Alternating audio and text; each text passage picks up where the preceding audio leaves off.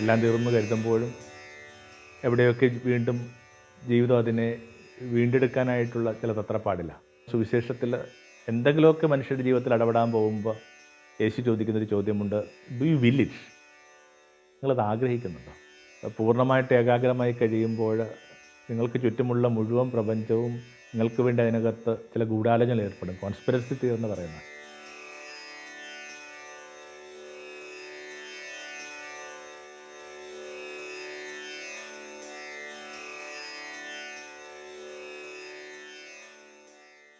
ഗുരുകരണത്തിലേക്ക് സ്നേഹവന്ദനം.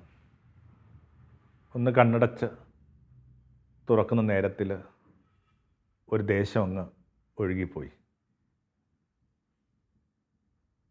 സാന്ത്വന വചനങ്ങൾക്ക് കാര്യമായ പ്രസക്തി ഇല്ലാത്തൊരു നേരമാണ്.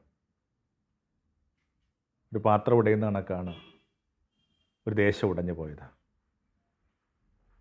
ഉടഞ്ഞുപോയ പാത്രങ്ങളെ കുറേ കൂടി ഭംഗിയായിട്ട് കൂട്ടിയോജിപ്പിക്കാമെന്നുള്ളൊരു സങ്കല്പം ജപ്പാനിലുണ്ടായിരുന്നു.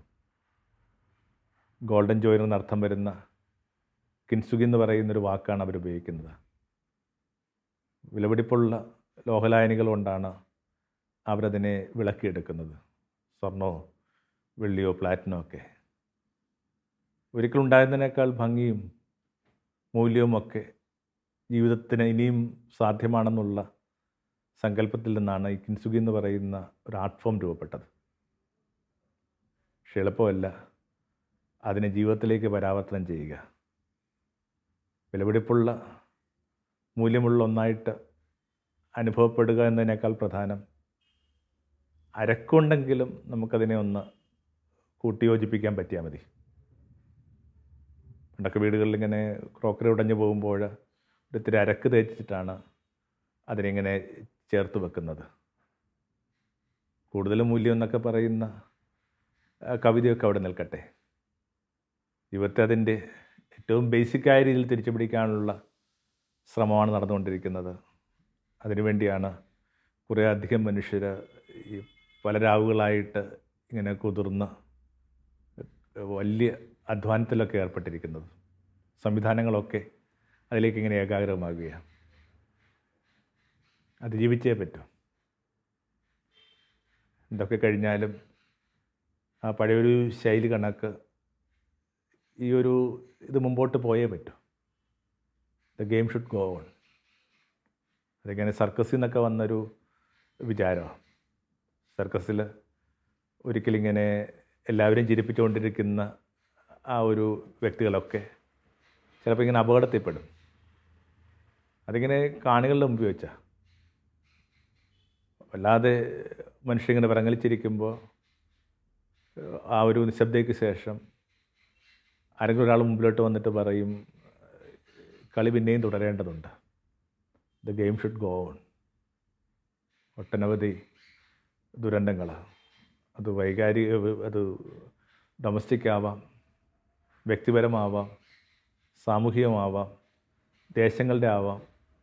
അതൊക്കെ ഈ മനുഷ്യൻ്റെ ആ ഒരു കളക്റ്റീവ് ബോധത്തിൽ കിടപ്പുണ്ട്. എല്ലാം തീർന്നു കരുതുമ്പോഴും എവിടെയൊക്കെ വീണ്ടും ജീവിതം അതിനെ വീണ്ടെടുക്കാനായിട്ടുള്ള ചില തത്രപ്പാടില്ല. എല്ലാം ഒലിച്ചു പോയി കഴിയുമ്പോഴും എന്തെങ്കിലുമൊക്കെ ഒരു പുതുനാമ്പ് പിന്നെയും നാളെ ഉണ്ടാവും. മുമ്പോട്ട് പോയേ പറ്റൂ. വ്യക്തികൾക്കും മനുഷ്യരാശികൾക്കുമൊക്കെ ജീവിക്കാൻ വേണ്ടി മാത്രമല്ല, ഈ അതിജീവനത്തിന് ചില പാഠങ്ങൾ കൂടി നമ്മൾ ഈ ഗുരുക്കന്മാരിൽ നിന്ന് പഠിക്കേണ്ട ബാധ്യതയുണ്ട്. ഏറ്റവും ശക്തമായ, ഏറ്റവും തീവ്രമായ അതിജീവന പാഠങ്ങളൊക്കെ അവരെ തന്നെ ജീവിതത്തിൽ നമുക്ക് വായിച്ചെടുക്കാവുന്ന. യേശുവിനെ കണക്ക് ഒരാളെടുക്കുക. Everything was against him. ഒന്നും അയാൾക്ക് ഫേവറബിൾ ആയിരുന്നില്ല. യേശുവിടൊക്കെ പറയുന്നൊരു വാക്കുണ്ട് ശിഷ്യരെക്കുറിച്ച്, നിങ്ങളിങ്ങനെ ചെന്നായ്ക്കളുടെ മധ്യയിലേക്ക് അയക്കപ്പെട്ട കുഞ്ഞാട, ആട്ടിൻ പറ്റോ. അത് വാസ്തവത്തിൽ യേശുവിൻ്റെ തന്നെ ഒരു വീണ്ടു വിചാരമോ. എല്ലാം അയാൾക്കെതിരായിരുന്നു. എന്നിട്ടും അവിടെ നിന്നിങ്ങനെ മുമ്പോട്ട് പോകാനായിട്ട് പ്രേരിപ്പിക്കുന്ന പാഠങ്ങൾ നൽകി പുറത്തു വരാനായിട്ട് മനുഷ്യരെ ക്ഷണിച്ചുകൊണ്ട് നമുക്കിടയിൽ ചുറ്റി സഞ്ചരിച്ചു. ലാസറിനോടൊക്കെ പറയുന്ന ഒരു വാക്കിന് എന്തൊരു മുഴക്കമാണ്. പാസ്റ്ററെ പുറത്തു വാ. എവിടെയാണ് മനുഷ്യൻ പെട്ടിരിക്കുന്നത്? മനുഷ്യൻ പെട്ടിരിക്കുന്ന ഇരുട്ടിലും തണുപ്പിലും മരണത്തിലും.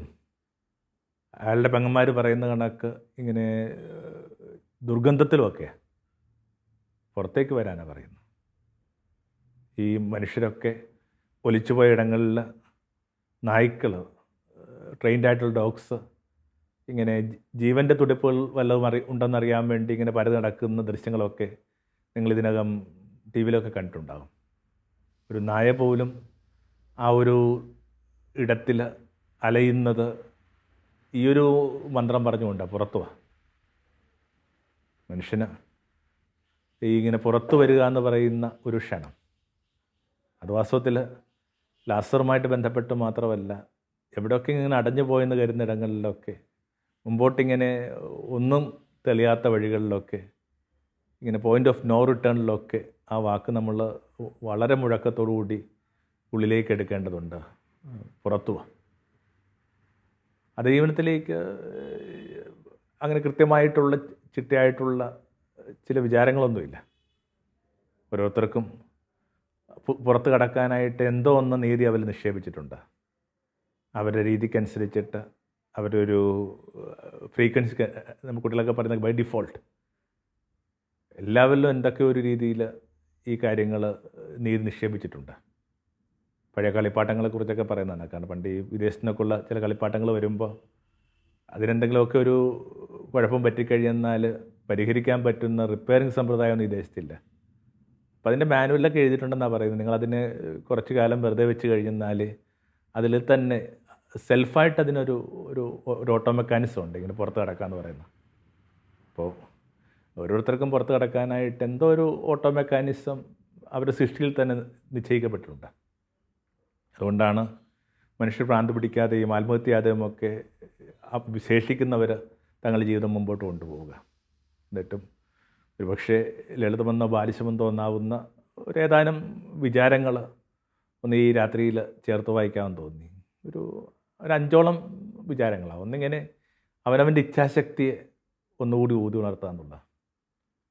നിങ്ങൾ ശ്രദ്ധിച്ചിട്ടുണ്ടാകും, സുവിശേഷത്തിൽ എന്തെങ്കിലുമൊക്കെ മനുഷ്യരുടെ ജീവിതത്തിൽ ഇടപെടാൻ പോകുമ്പോൾ യേശു ചോദിക്കുന്നൊരു ചോദ്യമുണ്ട്, ഡു യു വിൽ ഇറ്റ്? നിങ്ങളത് ആഗ്രഹിക്കുന്നുണ്ടോ? ചിലപ്പോൾ ഈ ഡിപ്രഷനിലൊക്കെ പെട്ടുപോയ മനുഷ്യർക്കറിയാം, നമുക്ക് ഈ ആഗ്രഹിക്കാനുള്ള ഒരു ഇനിഷ്യേഷൻ പോലും ഉണ്ടാകത്തില്ല കേട്ടോ. എന്നാലും പൊതുവേ മിക്കവാറും മനുഷ്യർ സ്പോർട്ടീവായിട്ട് നിൽക്കാനായിട്ട് ആഗ്രഹിക്കുന്നുണ്ട്. അപ്പോൾ സ്പോർട്ടീവായിട്ട് നിൽക്കുന്ന മനുഷ്യർ ഉണർത്തുന്നൊരു ചോദ്യം അതാണ്, നിനക്ക് പുറത്ത് കടക്കണ്ടേ? 38 വർഷമായിട്ട് ഇങ്ങനെ ഒരു അത്ഭുത തീർത്ഥത്തിൻ്റെ പടവിൽ കിടന്ന മനുഷ്യരോട് പോലും യേശു ചോദിക്കുന്നതാണ്, നിനക്ക് സുഖം പ്രാപിക്കേണ്ടതുണ്ടോ? നമ്മൾ പറയും 38 വർഷം ആയിട്ട് തളർന്നു കിടക്കുന്നൊരു മനുഷ്യൻ തൻ്റെ ചലനമല്ലാതെ മറ്റെന്താണ് ആശിക്കുന്നത്? അത്തരം തീർപ്പുകളിലെത്താനായിട്ട് വരട്ടെ. ഒരു കാര്യത്തിനകത്ത് കുറേ കാലമായിട്ട് നിങ്ങൾ പെട്ടുപോകുമ്പോൾ, നിങ്ങളതിനകത്ത് ജീവിച്ചു തുടങ്ങുമ്പോൾ ഈ പുറത്ത് കിടക്കാനുള്ള ഒരു അഭിലാഷത്തിൻ്റെ ഒരു വിത്ത് പോലും ചിലപ്പോൾ ഇങ്ങനെ അണഞ്ഞു പോകും, അതുപോലും ഇങ്ങനെ കരിഞ്ഞു പോകും. പലരും തങ്ങളുടെ സാഹചര്യങ്ങളുമൊക്കെ ആയിട്ട് പിന്നീട് ഇങ്ങനെ കണ്ടീഷൻഡ് ആവുകയാണ്. അപ്പോൾ ഇച്ഛാശക്തി ഊതി ഉണർത്തുക എന്ന് പറയുന്ന ഒരു സംഭവമുണ്ട്, ഡു യു വിൽ ഇറ്റ്. പുറത്ത് കടന്നേ പറ്റും. അത് അവനവൻ്റെ മാത്രം കഥയല്ല, ഓരോരുത്തരുടെയും കൂടെ ഒരു സ്നേഹപരിസരമുണ്ട്, അവർ ഉറ്റവരുണ്ട്. നിങ്ങൾ പുറത്ത് കടക്കുക എന്ന് പറയുന്നത് നിങ്ങളുടെ മാത്രം ആവശ്യമല്ല, നിങ്ങളുമായിട്ട് ബന്ധപ്പെട്ട് നിങ്ങളുമായിട്ടിങ്ങനെ ഇൻ്റർറിലേറ്റഡ് ആയിട്ടുള്ള ഇൻ്റർലോക്ഡ് ആയിട്ടുള്ള ഒരു പരിസരം പുറത്ത് കടക്കുക എന്നുള്ളതാണ്. ഓരോ കഠിനമായ വിധിയിലോ കഠിനമായ സാഹചര്യങ്ങളിൽ പെട്ടുപോകുമ്പോൾ ഒന്നിങ്ങനെ കണ്ണടച്ചതെന്ന് പറഞ്ഞാൽ നല്ലതായിരിക്കും, എനിക്ക് പുറത്ത് കടന്നേ പറ്റും. ആ ഊർജം ആ ചോദ്യത്തിലൂടെ ഉണർത്താനായിട്ട് അവിടുന്ന് ആഗ്രഹിക്കുന്നുണ്ട്. അത്തരമൊരു ഇച്ഛാശക്തിക്കകത്തുനിന്ന് അത്ഭുതങ്ങൾ സംഭവിക്കുന്ന പറയുക. ഈ മലകളെ മാറ്റുന്ന വിശ്വാസം എന്നൊക്കെ പറയുമ്പോൾ മറ്റെന്താ നിങ്ങൾ ധരിച്ചിട്ടുള്ളത്? നമുക്കറിയാം, ഈസ്റ്റർ പ്രഭാതത്തിൽ ഈ പുലരിയിലെ സ്ത്രീകൾ അവൻ്റെ ശവകുടീരത്തിലേക്ക് പോകുമ്പോൾ അവർ ചോദിക്കുന്നൊരു ചോദ്യമുണ്ട്, ഈ കല്ല് നമുക്ക് വേണ്ടി ആരും മാറ്റും? വളരെ ദുർബലരായ, വളരെ അശുക്കളായ കുറച്ച് പേരുടെ ഒരു ചോദ്യം അത്. ഇത്രയും വലിയൊരു പാറക്കൽ നമുക്ക് വേണ്ടി ആരും മാറ്റും? പക്ഷേ എന്തെങ്കിലും ഒരു വഴി തെളിയും എന്നൊരു ഇച്ഛാശക്തിയിൽ, ഒരു വഴി തെളിയുമെന്നുള്ള ഒരു പ്രതീക്ഷയിൽ അവർ മുമ്പോട്ട് പോകുമ്പോൾ നമ്മൾ വായിച്ച് കേൾക്കുന്നുണ്ട്. അവിടെ ചെല്ലുമ്പോൾ ഈ കല്ലിങ്ങനെ മാറിപ്പോവുകയാണ്. ഈ കല്ലെന്ന് പറയുന്നതൊക്കെ ഇങ്ങനെ മല തന്നെയാണല്ലോ. മനുഷ്യൻ അടഞ്ഞു പോകുന്ന എല്ലാ സാഹചര്യങ്ങൾക്കകത്തും ഒരു ഇച്ഛാശക്തി കൊണ്ടും വിശ്വാസം കൊണ്ടുമൊക്കെ പുറത്ത് കടക്കാൻ പറ്റുന്നുള്ള ധൈര്യം അതാണ്. നിങ്ങളൊരു കാര്യത്തിലേക്ക് കുറച്ചുകൂടി ഇങ്ങനെ ഏകാഗ്രമാവുമ്പോൾ ഒരുപക്ഷെ നമ്മുടെ നാട്ടിൽ വളരെയേറെ മനുഷ്യർ കോട്ട് ചെയ്ത് തന്നെ ഒരു ക്ലീശയായിട്ടുള്ള ചെടിപ്പിക്കുന്നൊരു വാക്കുണ്ടല്ലോ. നിങ്ങളൊരു കാര്യത്തിന് വേണ്ടി പൂർണ്ണമായിട്ട് ഏകാഗ്രമായി കഴിയുമ്പോൾ നിങ്ങൾക്ക് ചുറ്റുമുള്ള മുഴുവൻ പ്രപഞ്ചവും നിങ്ങൾക്ക് വേണ്ടി അതിനകത്ത് ചില ഗൂഢാലോചന ഏർപ്പെടും. കോൺസ്പിറസി തിയറി എന്ന് പറയുന്ന എല്ലാ കാര്യങ്ങളും പതുക്കെ നിങ്ങൾക്ക് വേണ്ടി ഇങ്ങനെ നിങ്ങളുടെ പരിസരം മെച്ചപ്പെടുത്തിയെടുക്കുന്നു. പഴങ്ങൾക്ക് വേണ്ടി ദാഹിക്കുന്ന കുഞ്ഞുങ്ങൾക്ക് വേണ്ടി ഈ ചില്ലകൾ താത്തിക്കൊടുക്കുന്ന മരങ്ങളുണ്ടെന്നൊക്കെ ഈ കവികൾ സങ്കല്പിക്കുന്ന പോലെ അത് ഒന്നതാ ഇച്ഛാശക്തി. തന്നെ വേറൊരു രീതിയായിട്ടുള്ള ഒരു പ്രത്യാശ എന്ന് പറയുന്നൊരു കുഞ്ഞു കാര്യത്തെ, ഒരു കുഞ്ഞു നാളത്തെ എങ്ങനെ അണയാതെ സൂക്ഷിക്കാനുള്ള നിറയെ വാഗ്ദാനങ്ങളുടെ ഒരു പുസ്തകമാണ് ഈ ബൈബിൾ എന്ന് പറയുന്നത്. ഈ പിൽഗ്രിംസ് ജേണിയൊക്കെ എഴുതിയിട്ടുള്ള ആ ഒരു വിശുദ്ധനായ മനുഷ്യൻ കരുതുന്ന കണക്ക് ഒരു 30,000-ഓളം വാഗ്ദാനങ്ങൾ ഈ വേദപുസ്തകത്തിലുണ്ട്. ആ വാഗ്ദാനങ്ങളൊക്കെ പാലിക്കുമെന്നുള്ളൊരു ധൈര്യം. അതിനകത്ത് ഏറ്റവും പ്രധാനപ്പെട്ടൊരു വാഗ്ദാനം എന്ന് പറയുന്നത് അവിടെ നമ്മുടെ കണ്ണീരെല്ലാം തുടച്ചു മാറ്റും, പുതിയ ആകാശവും പുതിയ ഭൂമിയും കാണും.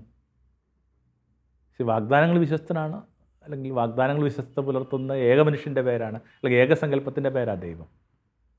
സംഖ്യയുടെ പുസ്തകത്തിലൊക്കെ നമ്മൾ വായിക്കുന്ന കണക്ക് ഇങ്ങനെ വ്യാജം പറയാനായിട്ട് ഞാൻ മനുഷ്യനല്ല, ദൈവമാണ്. അപ്പോൾ കുറച്ച് പ്രത്യാശ ഉയർത്താൻ നോക്കുക, കുറച്ചുകൂടി ഇങ്ങനെ ഒപ്റ്റിമിസ്റ്റിക് ആവുക എന്നുള്ളത് വളരെ പ്രധാനപ്പെട്ട. ആ ഒരു ബുദ്ധകഥയിൽ ഇങ്ങനെ ഒരു ആളെ ആ നാടിൻ്റെ ഒരു രീതി അനുസരിച്ചിട്ട് ഇങ്ങനെ മഞ്ഞുറഞ്ഞ് കിടക്കുന്നൊരു തടാകത്തിലേക്ക് വലിച്ചെറിയുക എന്നുള്ള രീതി. അയാൾ ആ തണുപ്പിലിങ്ങനെ ഉറഞ്ഞു പോകും. എന്നിട്ടും പിറ്റേന്ന് പ്രഭാതത്തിൽ ഈ പറഞ്ഞ ഭരണാധികാരിയെ അത്ഭുതപ്പെടുത്തിക്കൊണ്ട് ഇയാൾക്കൊരു മിടിപ്പുണ്ട്, അയാൾ മരിച്ചിട്ടില്ല. അപ്പോൾ ആ വലിയ അത്ഭുതത്തിൻ്റെ പിന്നിലെ കഥ എന്താണെന്ന് ഇയാൾ അന്വേഷിക്കുമ്പോൾ ഈ മനുഷ്യൻ, ഈ മഞ്ഞിൽ പെട്ടുപോയ മനുഷ്യൻ പറയുന്നൊരു കുഞ്ഞു സംഭവമുണ്ട്. ഞാനിങ്ങനെ മരിച്ചുകൊണ്ടിരിക്കുമ്പോൾ അങ്ങയുടെ കൊട്ടാരത്തിലെ ജാലകത്തിൽ ഒരു തിരുനാളം ഇങ്ങനെ തെളിഞ്ഞു നിൽക്കുന്നതായിട്ട് കണ്ടു. ആ നാളത്തെ നോക്കി നോക്കി നോക്കി നോക്കി ഞാൻ എൻ്റെ തണുപ്പിനെ അതിജീവിച്ചെന്നാണ് പറയുക. ചിലൊരു പ്രത്യാശയുണ്ട്. ഇതിനകത്തും കാര്യങ്ങൾ മോശമാവില്ലെന്നെങ്കിലും സങ്കല്പിക്കാനായിട്ട് പറ്റണം. നമ്മൾ ചിലപ്പോൾ പറയാറില്ലേ, ഒരു കാര്യത്തിന് നന്നാകുന്നതിൻ്റെ പരിധിയുണ്ട്. അപ്പോൾ എത്ര ഭംഗിയായിട്ട് ഞാൻ ഒരുങ്ങിയാലും എൻ്റെ ഈ ഒരു ചെറിയൊരു സംഭാഷണത്തിൻ്റെ ഒരു സെഗ്മെൻറ്റിനൊരു പരിധിയുണ്ട്. അതിന് മീതിയൊന്നും എനിക്ക് ചെയ്യാനായിട്ട് പറ്റില്ല. അതെന്തുമാത്രം ഹോംവർക്ക് ചെയ്താലും എന്തുമാത്രം മെഡിറ്റേറ്റ് ചെയ്താലും എന്ന് പറയുന്ന കണക്ക് തന്നെ ഒരു കാര്യത്തിന് മോശമാകാനുമായിട്ടൊരു പരിധിയുണ്ട്. അതിനപ്പുറത്തേക്ക് ഈ കാര്യങ്ങൾ മോശമാവില്ല. അത്രയെങ്കിലും ഒരു ബേസിക് ട്രസ്റ്റ് ജീവിതത്തെക്കുറിച്ച് പുലർത്തേണ്ട ഒരു ബാധ്യത നമുക്കുണ്ട്. മൂന്നിങ്ങനെ വർത്തമാനത്ത് ജീവിച്ചേ പറ്റും. കടന്നുപോയ കാര്യങ്ങൾ, കളഞ്ഞുപോയ കാര്യങ്ങളിലൊക്കെ തിരിഞ്ഞു നോക്കി നിൽക്കുന്നത് വൈകാരികമായിട്ട് ശരിയാണ്. സ്നേഹപാഠങ്ങളിലൊക്കെ ഏറ്റവും നല്ല സുഹൃത്തമായിട്ട് ഗണിക്കപ്പെടുന്നുണ്ടെങ്കിലും അത് വാസ്തവത്തിൽ ജീവിതത്തിൻ്റെ മുമ്പോട്ടുള്ളൊരു ഗതിയെ വല്ലാതെ തടസ്സപ്പെടുത്തുന്നുണ്ട്. വലിയൊരു റയറ്റുണ്ടായൊരു ദേശത്ത് വർഷങ്ങൾക്ക് ശേഷം ആ ഒരു പ്രത്യേക സമൂഹമായിട്ട് ബന്ധപ്പെട്ട ഒരാളോട് ഒരു മലയാളി പത്രപ്രവർത്തകൻ ചോദിച്ച കണക്കാണ്, ആ ഒരു കലഹത്തിൽ അല്ല കുഞ്ഞുങ്ങളൊക്കെ ഇങ്ങനെ കരിഞ്ഞു പോയി, ഒരു വീട് കരിഞ്ഞു പോയി. അപ്പോൾ ഇങ്ങനെ ഒരുമിച്ച് സഞ്ചരിക്കുമ്പോഴേക്കും അതിനെ ഒന്ന് ഓർമ്മിച്ചെടുക്കുമ്പോഴേക്കും ഈ ഡ്രൈവർ ഈ മനുഷ്യരോട് പറയുന്നൊരു കാര്യമുണ്ട്, സാബ് ഞാൻ ഡ്രൈവറാണ്, ഞാനിങ്ങനെ ചിലപ്പോൾ ഇങ്ങനെ വശത്തെ കണ്ണാടിയിലേക്ക് നോക്കും. അപ്പോൾ എന്തൊക്കെയാണ് എന്നിൽ നിന്ന് അകന്നു പോയെന്ന്, എന്തൊക്കെയാണ് എന്നിൽ നിന്ന് കവർന്നെടുക്കപ്പെട്ടെന്നൊക്കെ എനിക്ക് കാണാൻ പറ്റും. ആരോ എറിഞ്ഞൊരു പന്തത്തിൽ ഒരു ചെറിയൊരു പുര ഇങ്ങനെ കത്തിപ്പോകുന്ന കണ്ട ഒരാളാണ് ഞാൻ. അതിനകത്ത് എൻ്റെ ഭാര്യയും കുഞ്ഞുങ്ങളും ഉണ്ടായിരുന്നു. എന്നാലും ഞാൻ ഡ്രൈവറാണ്. എനിക്കെന്നെ വശത്തെ കണ്ണാടി നോക്കിയിട്ട് വണ്ടി ഓടിക്കാനായിട്ട് പറ്റത്തില്ല. എനിക്കൊന്ന് കണ്ണുടച്ചിട്ട് ചക്രം മുമ്പോട്ട് പിടിക്കണം. പുറകോട്ട് നോക്കുന്നവരൊക്കെ ഉപ്പ് തൂണായി പോയ കഥയൊക്കെ പഴയ നിയമത്തിൻ്റെ ഏറ്റവും നല്ല പാരബിൾ, ഏറ്റവും നല്ല മെറ്റഫറ സ്റ്റോറിയായിട്ടാണ് ഞാൻ കണക്കാക്കുന്നത്. പരിഹാരമില്ലാത്ത കാര്യങ്ങളിലേക്ക് തിരിഞ്ഞു നോക്കിയിരുന്ന മനുഷ്യരൊക്കെ അവിടെയൊക്കെ തന്നെ അങ്ങനെ ഉപ്പുതൂണായിപ്പോയി. അപ്പോൾ ഒന്ന് കുറച്ചുകൂടി ഈ വർത്തമാനത്തിൽ ജീവിക്കാൻ നിങ്ങൾ ശ്രദ്ധിച്ചിട്ടുണ്ടാകും. യേശു ഏറ്റവും കൂടുതൽ ഉപയോഗിക്കുന്ന പദങ്ങളിലൊന്ന് ഇന്നെന്നൊരു വാക്കാണ്. ഇന്ന്, ഇപ്പോൾ ഈ ഭവനം രക്ഷ പ്രാപിച്ചിരിക്കുന്നു, നീ എന്നോടൊപ്പം ഇപ്പോൾ പർദീസയിലാണ്, അത് കേട്ടുകൊണ്ടിരിക്കുമ്പോൾ പൂർത്തിയാവുന്നു, ഇതാണ് സ്വീകാര്യമായ സമയം, ദിസ് മൊമെൻറ്റ്. അത് ജീവിച്ചേ പറ്റും. ഒരു വണ്ടി വിട്ടുപോകുന്ന കണക്ക്. വണ്ടി വിട്ടു പോയി കഴിഞ്ഞാൽ പിന്നെ നിങ്ങൾക്ക് ആ വണ്ടി വിട്ടു പോയതിനെ ഓർത്തിട്ട് ഇങ്ങനെ വഴിയോരത്ത് വേണമെങ്കിൽ വിഷമിച്ച് നിൽക്കാം. പക്ഷേ കുറച്ചുകൂടി മെച്ചപ്പെട്ടൊരു രീതി ഇങ്ങനെ ഇനി ഏത് വണ്ടിയാണ് ഈ വഴിക്ക് വരിക എന്നുള്ള ഒരു കാലസ് സ്റ്റേറ്റ്മെൻറ്റൊക്കെ ആയിട്ട് നിങ്ങൾക്ക് തോന്നുന്നുണ്ടാവും. പക്ഷെ ഇത് കാലസ് അല്ല. ഞാൻ നേരത്തെ പറഞ്ഞ കണക്ക് നമ്മൾ മുമ്പോട്ട് പോകുക എന്നുള്ളത് നമ്മുടെ മാത്രം ഒരു ആവശ്യമല്ല, നമ്മുടെ ഉത്തരവാദിത്തത്തിൻ്റെ കൂടി പാവാം. കാരണം ഒരാൾ എന്ന് പറയുന്നത് ഒരു ഇൻഡിവിജ്വലായിട്ട് ഞാൻ ഒരിക്കലും കണക്കാക്കുന്നില്ല, അതൊരു യൂണിറ്റാണ്. അപ്പോൾ ആ യൂണിറ്റിന് മുമ്പോട്ട് പോകണമെങ്കിൽ അതിന് ഏതെങ്കിലും തരത്തിലൊക്കെ ഒരു മുൻതൂക്കം കൊടുക്കേണ്ടി വരുന്ന, അല്ലെങ്കിൽ ആനിമേറ്റ് ചെയ്യേണ്ട മനുഷ്യർ മുമ്പോട്ട് പോയേ പറ്റും. പിന്നെ വർത്തമാനം ജീവിക്കുക എന്ന് പറഞ്ഞ ഒരു കുഞ്ഞു വിശേഷമുണ്ട് അതിനകത്ത്. നാലാമതായിട്ട് ഇനി എന്താണ് ഉള്ളതെന്നൊന്ന് പരിശോധിച്ചാൽ നല്ലതായിരിക്കും. ഇനി എന്താ അവശേഷിക്കുന്നത്? എല്ലാത്തിനു ശേഷം എന്തെങ്കിലും ഒന്ന് അവശേഷിക്കുന്നുണ്ട്. എല്ലാ പ്രളയത്തിന് ശേഷവും ഒരു മഴവിലുണ്ടാവുമെന്നൊക്കെ പറയുന്ന കണക്ക് ഒരു കാര്യമുണ്ട്. മഴവിലെന്ന് പറയുമ്പോൾ മനുഷ്യനെ ക്രിയേറ്റ് ചെയ്യാൻ പറ്റത്തില്ല, അതിങ്ങനെ നേച്ചറായിട്ട് ഉണ്ടാക്കി തരുന്ന ഒരു സംഭവമാണ്. പഴയ നിയമത്തിലൊക്കെ ഇങ്ങനെ ഇനി ജലം കൊണ്ട് മനുഷ്യനെ നശിപ്പിക്കില്ല എന്നുള്ള ദൈവത്തിൻ്റെ ഉടമ്പടിയൊക്കെ ആയിട്ടാണ് ഈ മഴവില്ലൊക്കെ പറയുന്നത്. കോവിഡിൻ്റെയൊക്കെ ഒരു കാലത്ത് ഇങ്ങനെ അടച്ചുപൂട്ടിയ വീടുകൾക്ക് പുറത്തായിട്ട് ഇങ്ങനെ മഴവില്ല് തെരുവോരങ്ങളിൽ പെയിൻറ്റ് ചെയ്യുന്ന ചെറുപ്പക്കാരുടെയൊക്കെ ഒരു വാർത്തയൊക്കെ വായിച്ചിട്ടുണ്ട്. ഒരു പ്രത്യാശയാണ്. അപ്പോൾ ഇനി എന്ത് അവശേഷിക്കുന്നുള്ളതാണ്. ക്രിസ്റ്റഫർ കൊയ്ലോ എന്ന് പറഞ്ഞൊരു എഴുത്തുകാരനുണ്ട്, കവിയാണ്, പോയറ്റാണ്, വലിയൊരു ഫോട്ടോഗ്രാഫറാണ്, മങ്കാണ്. ഇങ്ങനെ തൊടുന്നൊക്കെ പൊന്നാക്കുന്ന തരുന്ന ഒരു മനുഷ്യൻ. അക്കാലത്ത് ഈ ക്യാമറ എന്നൊക്കെ പറയുന്നത് വളരെ കോസ്റ്റ്ലി ആയിരുന്നു. ഇയാളുടെ ഏറ്റവും പ്രിയപ്പെട്ടൊരു ക്യാമറയുണ്ട്. അത് വെച്ച് ചില ഉത്തരേന്ത്യൻ കാഴ്ചകളൊക്കെ ഇയാളിങ്ങനെ ക്യാപ്ചർ ചെയ്ത് സഞ്ചരിക്കുമ്പോൾ ട്രെയിനിൽ വെച്ച് അയാളുടെ ആ വിലപിടിപ്പുള്ള ക്യാമറ എൻ്റെ മുഴുവൻ അക്സസറീസിനോടൊപ്പം ഇങ്ങനെ ആരോ കവർന്നുകൊണ്ട് പോയി.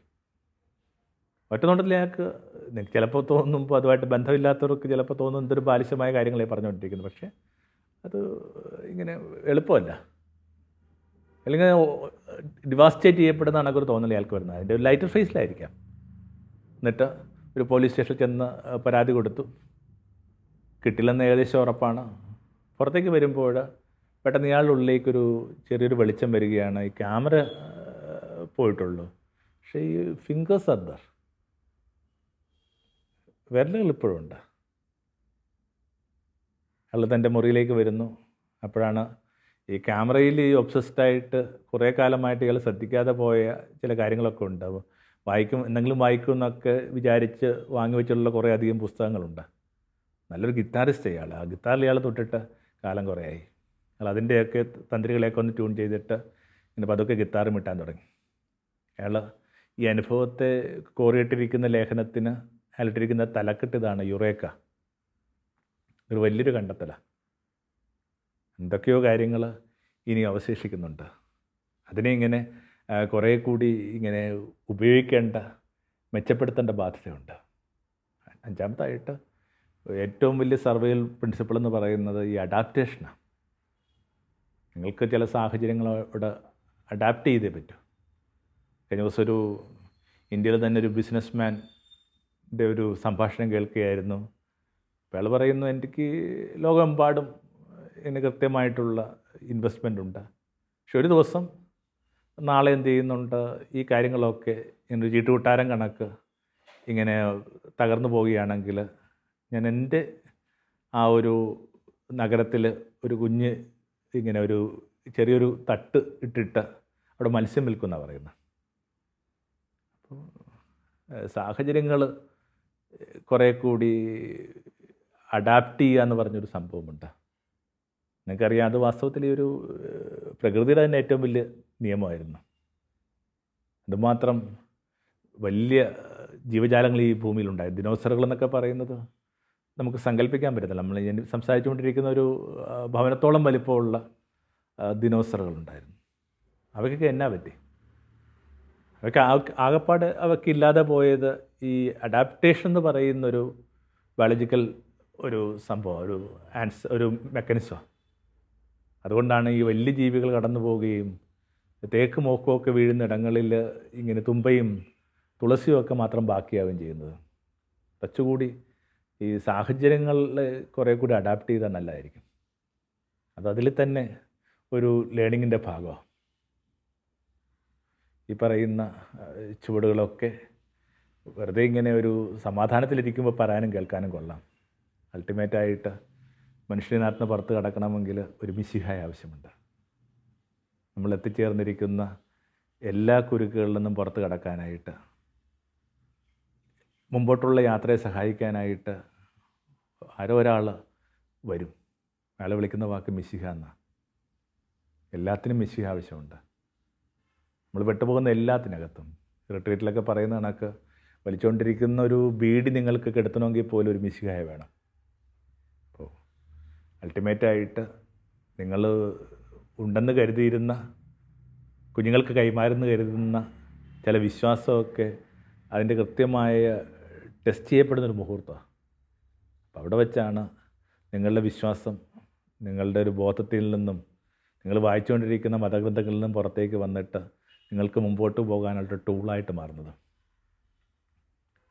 ഒരു പ്രശസ്തമായ ഒരു പുസ്തകമുണ്ട്, ലാസ്റ്റ് ലെക്ചർ എന്ന് പറഞ്ഞ പുസ്തകം.